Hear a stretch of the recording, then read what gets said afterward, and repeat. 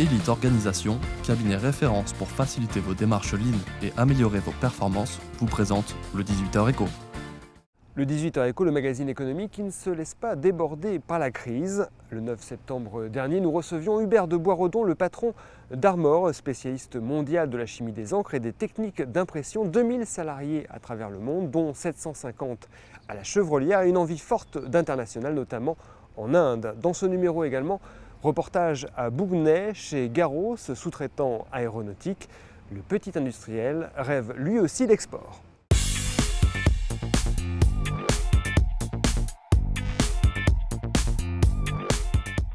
Bienvenue à vous tous dans ce tout nouveau 18h Éco avec évidemment Yannick Lenné. Bonsoir Yannick. Bonsoir Cécile. Alors comme d'habitude on va faire le tour de l'actu économique de la semaine dans le département et on commence tout de suite avec la situation tendue de nouveau à l'usine Ceita de Carquefou.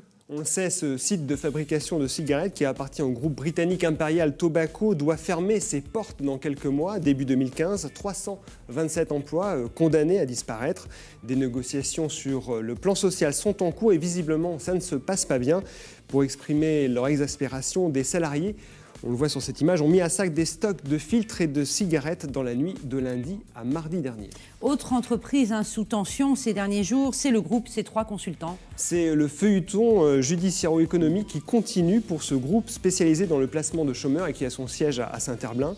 Il y avait une audience très importante ce mardi 9 septembre au tribunal de commerce de Nantes, une audience au cours de laquelle le PDG, Thierry Frère, l'ancien président du club de basket du NRB, a eu un malaise. Il a dû être évacué vers l'hôpital. L'audience a repris avec ses seuls avocats. Alors, rien n'est complètement acté pour l'instant en ce qui concerne C3, mais on se dirigerait vers un démantèlement des activités de C3 Consultants. Certaines des filiales du groupe font en effet l'objet d'offres de reprise. Quant à C3 Atlantique, qui est la maison mère du groupe, elle pourrait être liquidée purement et simplement. Sur l'ensemble des 580 emplois, la moitié seulement serait sauvée. Alors, ça bouge du côté d'Alstom à Montoire de Bretagne. Alstom dispose à Saint-Nazaire d'un site provisoire pour la fabrication d'éoliennes offshore. On l'a appris cette semaine grâce à nos confrères de la lettre API. L'industriel vient de transférer tout son outillage vers les 2 nouvelles usines prévues pour la construction des éoliennes offshore en série. Et ça se trouve à Montoire de Bretagne, ces 2 nouvelles usines. Elles pourraient être opérationnelles début 2015, donc ça avance. Et c'est demain, début 2015. Et c'est exactement ça. On en reparlera également. Mais pour l'instant, on passe à la rubrique Objectif Emploi.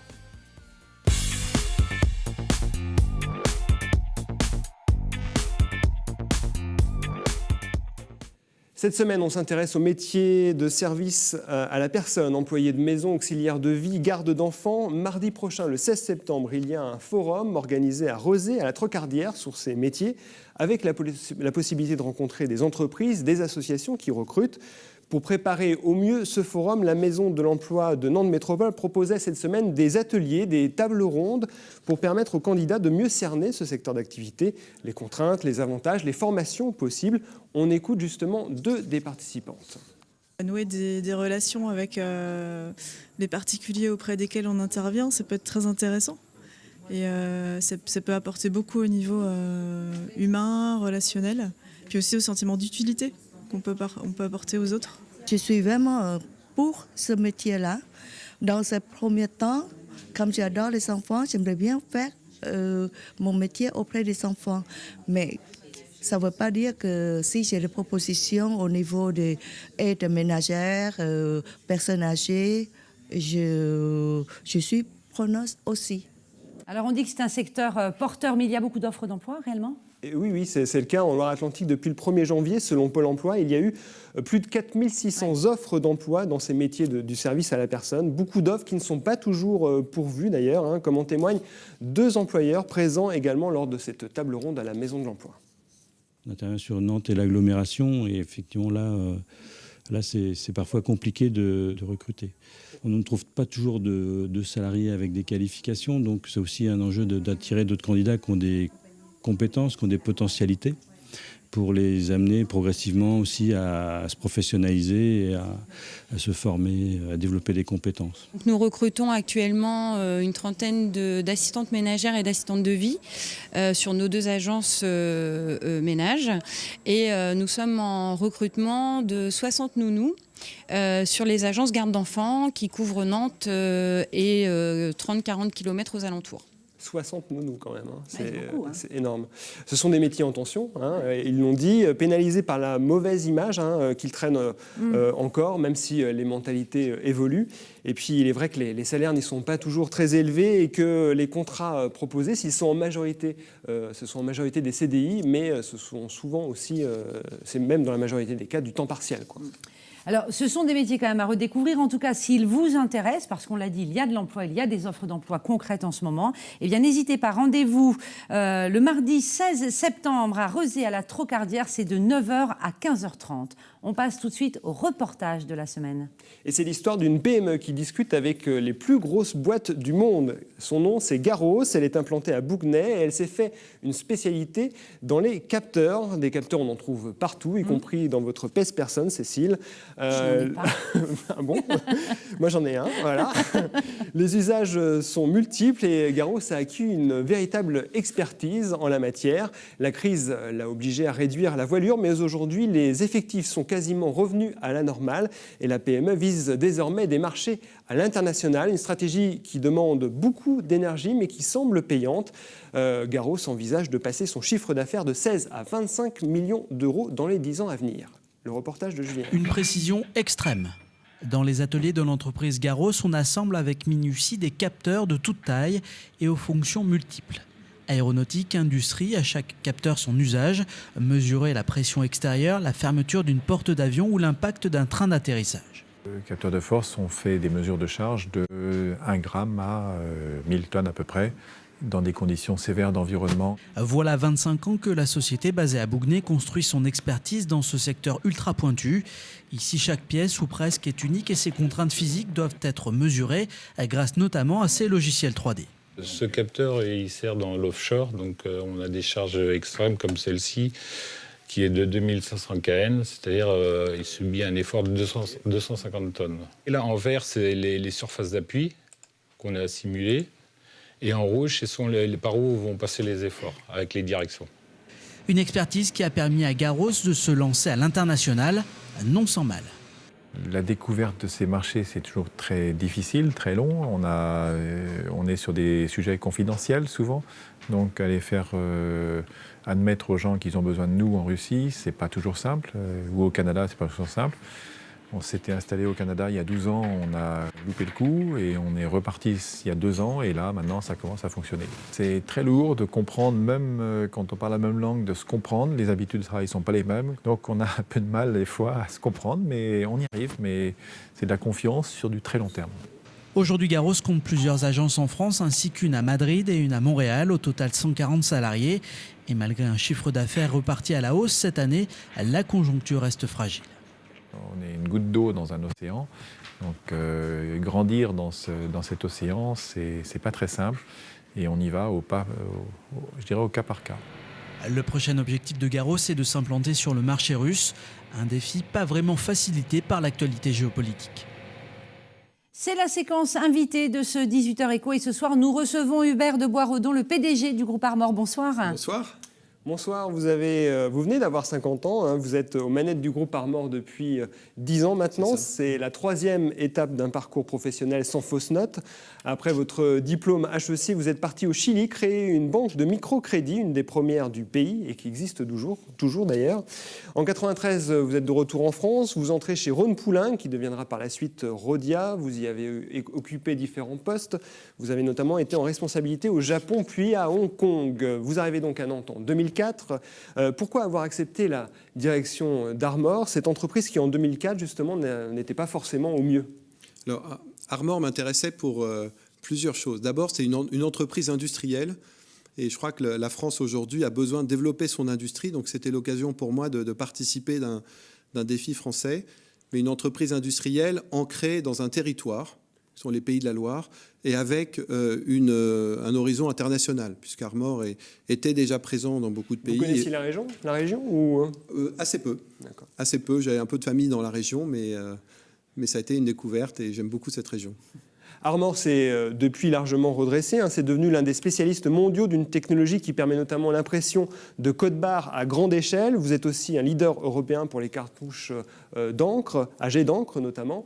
220 millions d'euros de chiffre d'affaires en 2013, 2000 salariés à travers le monde, dont 750 à Nantes et plus précisément à l'usine de la Chevrolière. Aujourd'hui, Armor a aussi des usines à l'étranger, aux États-Unis, au Brésil, en Chine. Et récemment, vous avez fait l'acquisition d'une société en Inde. Vous dites, pour justifier cette frénésie d'international, il faut aller chercher la croissance là où elle est. Alors oui, effectivement, parce que vous savez bien comme moi que la croissance en Europe est atone. En France, elle est très faible. Donc pour une entreprise implantée en France, le moyen de pouvoir progresser, d'absorber ces coûts fixes, c'est d'aller chercher la croissance là où elle est, c'est-à-dire dans les pays émergents. Alors pourquoi l'Inde, par exemple ? L'Inde, dans notre marché, c'est 15% de croissance par an. Donc on y fabrique ce qu'on appelle des rubans transfert thermique, qui sont comme cela, que nous découpons, mais qui en fait, dont les semi-finis, les grosses bobines avant découpe sont fabriquées à Nantes, ce qui permet aussi d'alimenter la production nantaise et de la faire grandir. Voilà. On ne parle pas d'une délocalisation totale, il n'y a pas de transfert de toutes les technologies d'Armor en Inde ou en Chine. C'est un peu ça. Alors en fait, c'est exactement le contraire. C'est voilà, ce que j'appelle des actions anti-délocalisation, puisque quand nous prenons un marché comme le marché indien aujourd'hui, c'est la moitié du marché français en taille. 15% par an, ça veut dire que dans 5 ans, ça rejoindra la taille du marché français. Nous découpons des produits en Inde qui sont en fait fabriqués en France, à Nantes. Donc on est en plein dans le Made in France, mais avec une vision de croissance internationale. Et c'est difficile de rester dans le Made in Europe ? Alors ce qui est difficile, si vous voulez, c'est qu'objectivement les coûts du travail sont très élevés. Mais pour cela, il faut combiner 2 choses. Il faut arriver à combiner la préservation de l'emploi, mais aussi l'investissement productif, la robotisation.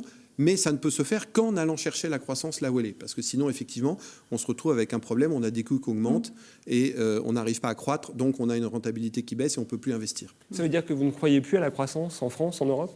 J'y crois, mais si vous voulez, la réalité, c'est qu'aujourd'hui, elle est pas là.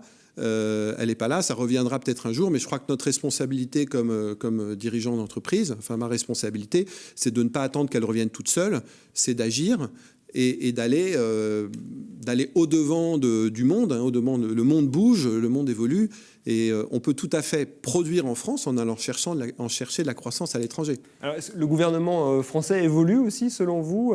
Le président Hollande a depuis longtemps fait son coming out social-démocrate. Manuel Valls, dernièrement, devant le MEDEF, déclarait sa flamme à l'entreprise. Tout ça, ça va dans le bon sens ?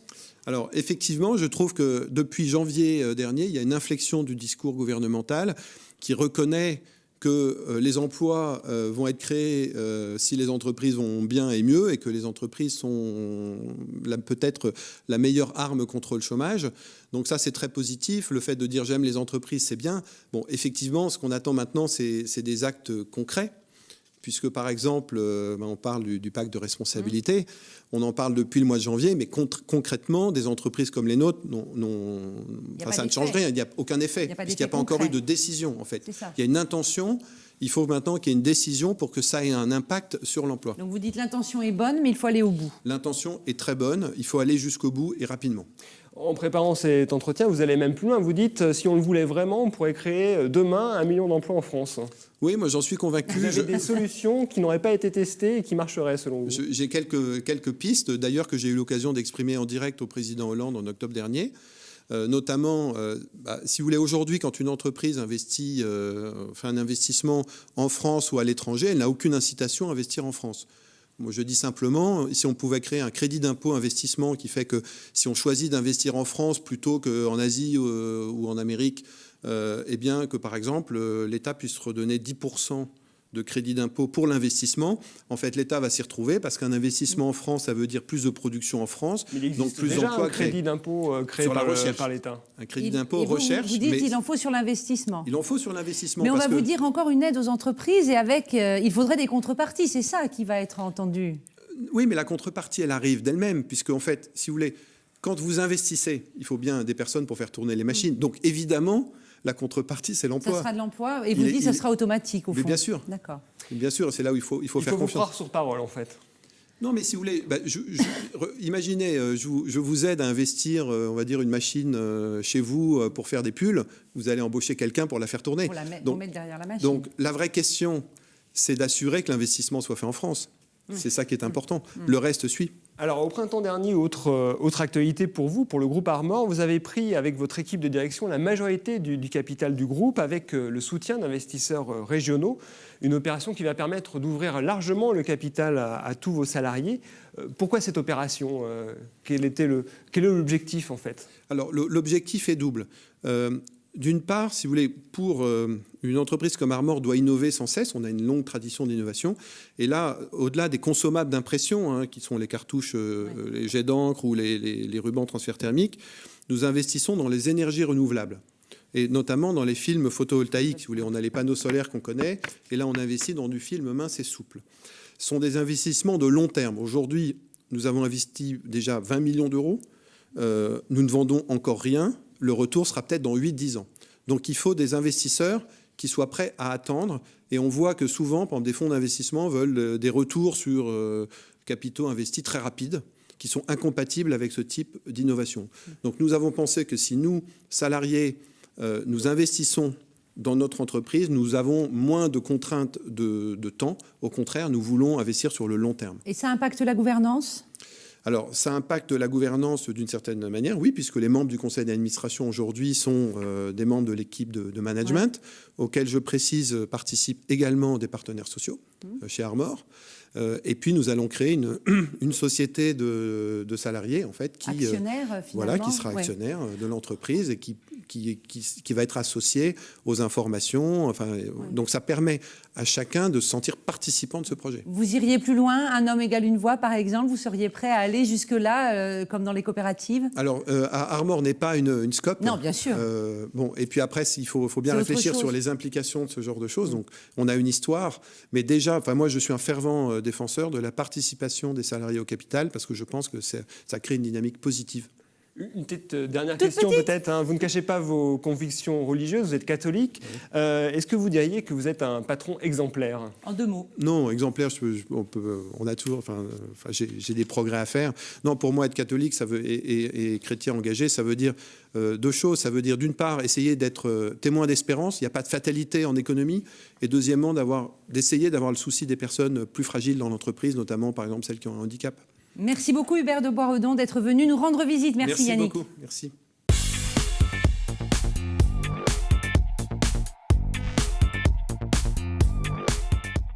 Le 18h Éco vous a été présenté par Elite Organisation, cabinet référence pour faciliter vos démarches lignes et améliorer vos performances.